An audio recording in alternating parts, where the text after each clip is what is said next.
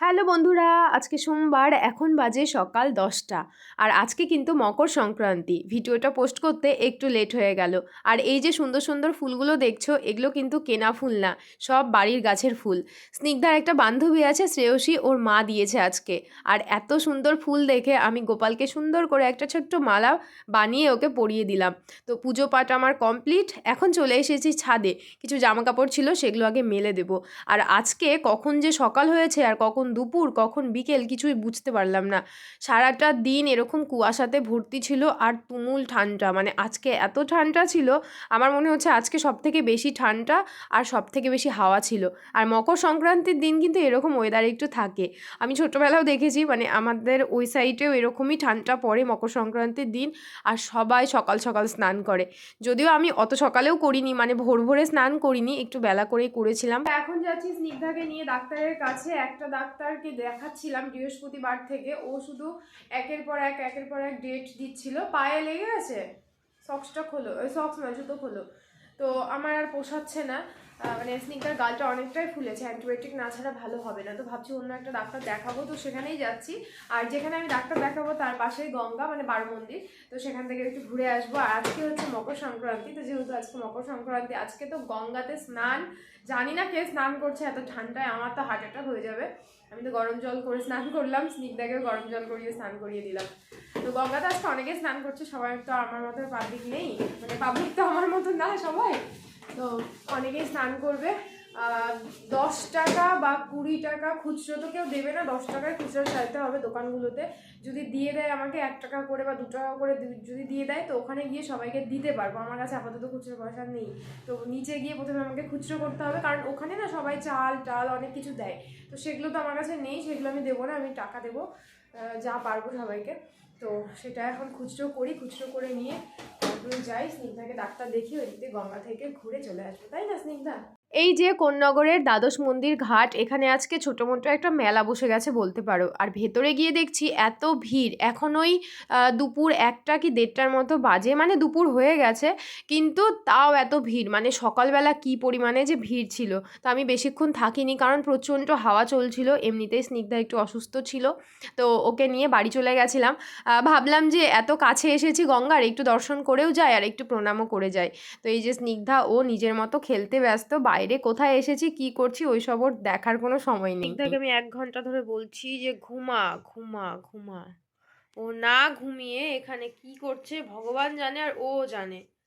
কি বানাচ্ছিস? এ সান বানিয়েছিস এত বড়? সানের আবার কালো কালো চোখ, সান বানিয়েছে, কি বিরক্ত। এখন ঘুমাবো না কি করব? দুপুরবেলা ও নিজেও ঘুমালো না, আর ওর জন্য আমারও কিন্তু আর ঘুমটা হলো না। আর এখন ওকে আমি পড়তে বসিয়ে দিয়েছি, কারণ ড্রয়িং করে করে পুরো খাতা শেষ করে দেয়। আর দুপুরবেলা যদি ও পড়ে নেয় তাহলে সন্ধেবেলাও আর আমাকে পড়তে বসাতে হবে না। আর আজকে সন্ধেবেলা তো একটু ব্যস্ত থাকবো, কারণ সন্ধে দেওয়ার পরে কিছু পিঠে তো বানাতেই হবে। আজকে মকর সংক্রান্তি বলে কথা, একটু তো পিঠে বানাতেই হবে। তো যার জন্য ভালোই হলো, ও দুপুরে ঘুমালো না, আর ও ঘুমালে আমিও ঘুমিয়ে যাই দুপুরবেলা। তো এদিকে ওর পড়াশোনাটাও হয়ে গেল, আর আমি সময় মতো পিঠেটাও বানিয়ে নিতে পারবো। আমি এখন বানাচ্ছি পাটিসাপটা, আর এই যে ব্যাটারটা করে নিয়েছি, আর এখানে কয়েকটা বানিয়েও ফেলেছি। প্রথমটা ওরকম ভেঙে গেছিলো, আমি তো ভয় পেয়ে গেছিলাম যে আর হবে না, তারপর দেখছি না হচ্ছে।